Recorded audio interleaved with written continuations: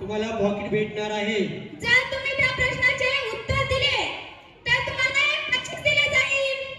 आहेत रेडी मग? आवाज येत नाहीये? सर्वजण आहेत का? ऐका मग प्रश्न। प्रश्नाची एक अट आहे, सर्वांनी सामूहिक उत्तर द्यायचं नाही, उठून उत्तर द्यायचं। तर मग ऐका प्रश्न। महाभारत हे व्यासमुनींनी लिहिले। महाभारतात 5 पांडव होते।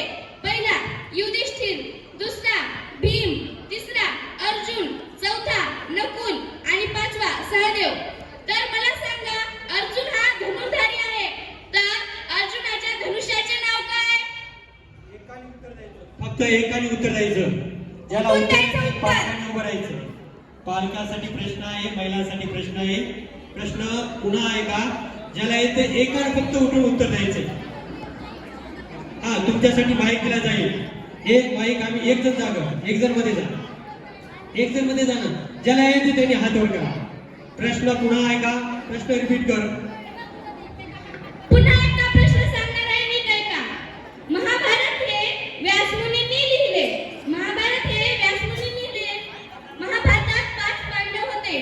पहिला युधिष्ठिर, दुसरा भीम, तिसरा अर्जुन, चौथा नकुल आणि पाचवा सहदेव। तर मला सांगा, अर्जुन हा धनुर्धारी आहे, तर अर्जुनाच्या धनुष्याचे नाव काय? पालकांसाठी प्रश्न आहे।